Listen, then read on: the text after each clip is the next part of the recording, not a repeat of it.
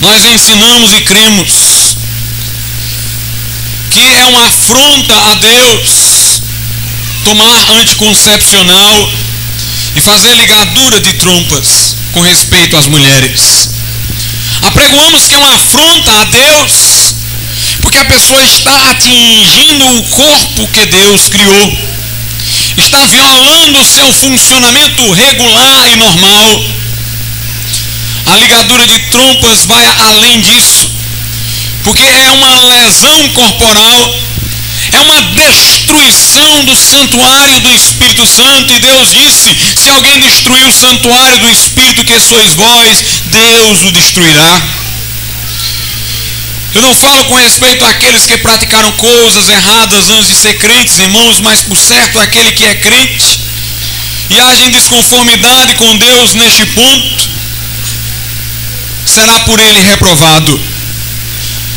Meus irmãos, é uma afronta essa laceração física, essa autolesão corporal, essa autodestruição, esse desrespeito para com o corpo que Deus nos deu, para com o santuário do Espírito Santo.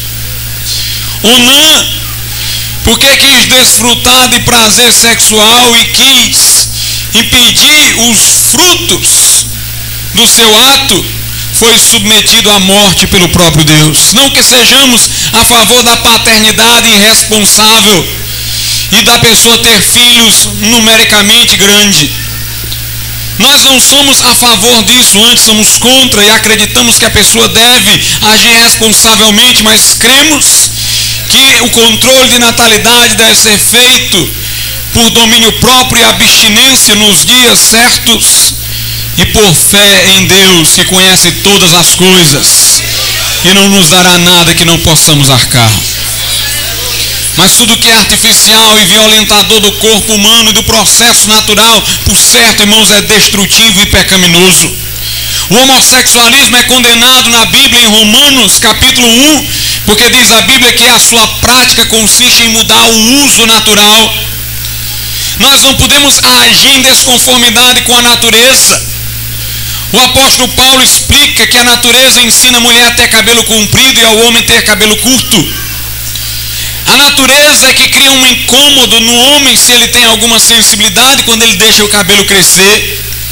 E a nossa natureza também ensina as mulheres, diz alguma coisa a elas concernente ao fato de que é uma glória ter cabelo crescido.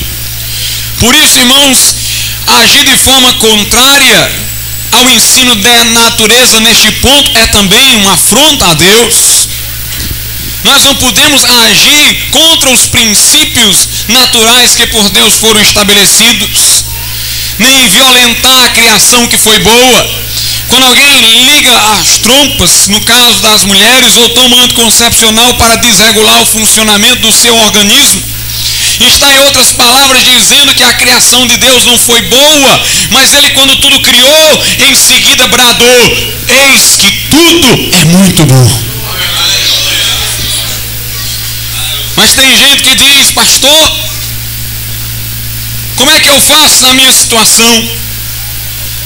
Minha mulher já teve um filho, o segundo, o terceiro, foi cesárea, no quarto é cesárea, é perigoso.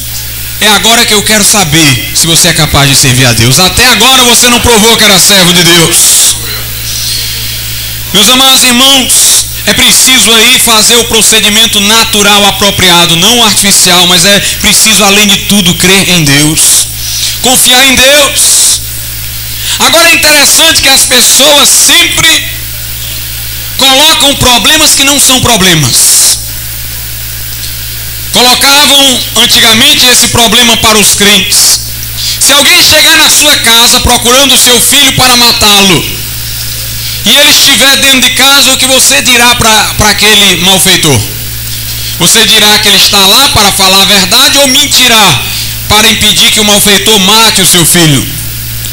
Meus irmãos, quando me colocavam esse questionamento, eu logo dizia: foi mal colocado. Você fez as colocações inadequadas, porque você só colocou duas alternativas quando há uma terceira. O pai pode simplesmente dizer: eu me recuso a dizer onde está meu filho, e ele morrer. Se quiser, entrega a sua vida pelo filho, diz: eu não digo, e morre. Nós sempre queremos o caminho mais fácil. A pergunta, irmãos, ela é capciosa. Ela diz assim: você vai deixar o seu filho morrer só porque não quer mentir? Mas é possível evitar que o meu filho morra nessa circunstância e ainda não mentir, é eu morrendo por ele. Mas ninguém cogita disso, porque todo mundo quer o caminho mais fácil. Quando me colocam essa questão da ligação de trompo anticoncepcional em circunstâncias como essa, eu costumo dizer: você já pensou na possibilidade de abstinência total de sexo, apesar de ser casado? Não que eu esteja dizendo que este é o caminho. Existe a fé, irmãos, e sem fé é impossível agradar a Deus.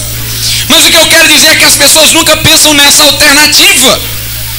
Todo mundo coloca a gente num beco sem saída, fazendo duas perguntas para que nós possamos dar respostas, e elas omitem que há uma terceira alternativa, a mais difícil para nós. Nós só colocamos duas alternativas para ficar fácil a opção pela boa, mas há uma terceira, onde nós é que temos que pagar o preço, se for o caso. Meus amados irmãos, mas não estou dizendo que esta seria a solução aconselhada, a abstinência total, mas estou dizendo que ela é melhor do que a outra. Nós temos que crer em Deus. Afinal, eu pergunto, se a irmã não está desorganizando o seu corpo por amor a Deus, será que Deus não está vendo, irmãos, para abençoá-la? Será que Deus não está vendo? O problema é que muitas vezes nós nos afirmamos crentes, irmãos, mas na prática demonstramos que não cremos. Esse é o problema. A pessoa diz: pastor, como é que vai ficar a minha situação? Se eu fizer uma outra cesárea, pode dar algum problema? Nem tem certeza que vai dar. Pode dar.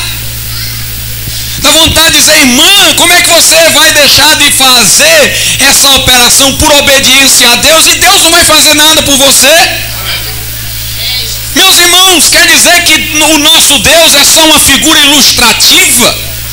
Só existe no nosso palavreado evangelístico, ele não intervém?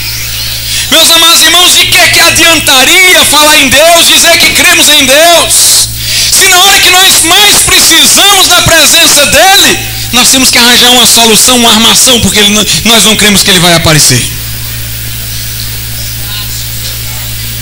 Quer dizer, você faz o que Deus diz até o ponto que não precisa você crer na presença dele para agir. Na hora que é preciso invocá-lo para agir, você: não, eu não vou escolher esse caminho, porque você não crê que ele vai agir. Essa que é a verdade.